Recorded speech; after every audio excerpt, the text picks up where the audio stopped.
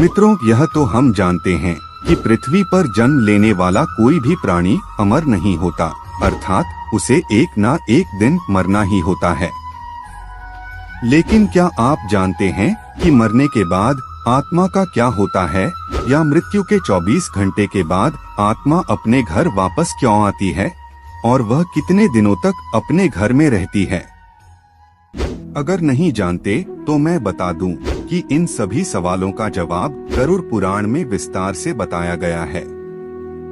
और आज की इस वीडियो में हम आपको यही बताने जा रहे हैं, तो चलिए वीडियो शुरू करते हैं। नमस्कार श्रोताओं, एक बार फिर से आपका हमारे YouTube चैनल में बहुत बहुत स्वागत है। गरुड़ पुराण में बताया गया है, जब किसी की मृत्यु हो जाती है तो यमराज के दूत उसकी आत्मा को अपने साथ यमलोक ले जाते हैं, जहां उसके पुण्य और पाप कर्म का लेखा जोखा किया जाता है, और फिर 24 घंटे के अंदर यमदूत उस प्राणी की आत्मा को वापस उसके घर छोड़ जाते हैं। यमदूत के द्वारा वापस छोड़ जाने के बाद मृतक की आत्मा अपने परिजनों के बीच ही भटकती रहती है और अपने परिजनों को पुकारती रहती है, लेकिन उसकी आवाज कोई नहीं सुनता। यह देख मृतक की आत्मा बेचैन हो जाती है और जोर जोर से चिल्लाने लगती है, तब भी उसकी आवाज को कोई नहीं सुनता। इसके बाद मृतक की आत्मा अपने शरीर में प्रवेश करने की कोशिश करती है, लेकिन यमदूत के पाश में बंधे होने के कारण वह मृत शरीर में प्रवेश नहीं कर पाती है। इसके अलावा गरुड़ पुराण में बताया गया है, किसी की मृत्यु हो जाने पर जब उसके परिजन रोते बिलखते हैं तो यह देख मृत आत्मा दुखी हो जाती है और वह भी रोने लगती है,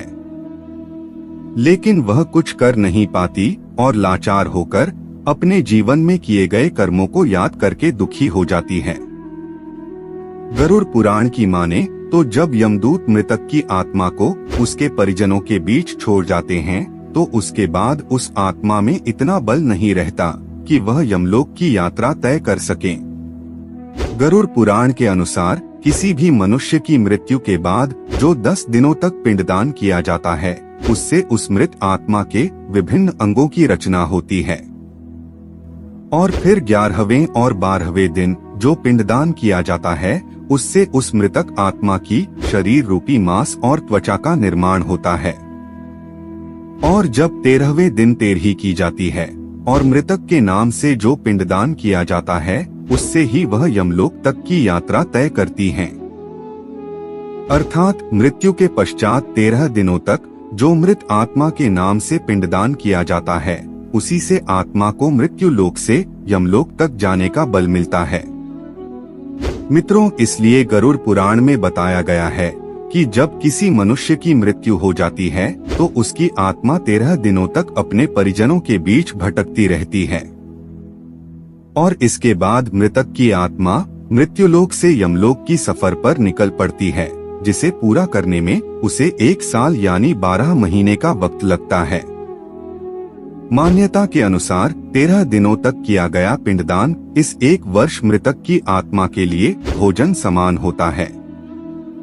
मित्रों, अब आपके मन में सवाल उठ रहा होगा कि अगर किसी मृत आत्मा के निमित्त पिंडदान नहीं किया गया तो क्या होगा? तो मैं आपको बता दूं, इसका भी वर्णन गरुड़ पुराण में विस्तार से किया गया है, जिसके अनुसार जिस मृतक आत्मा के नाम से पिंडदान नहीं किया जाता है, उसे 13वीं के दिन यमदूत जबरदस्ती घसीटते हुए यमलोक ले जाते हैं, जिससे मृत आत्मा को यात्रा के दौरान काफी कष्ट उठाना पड़ता है।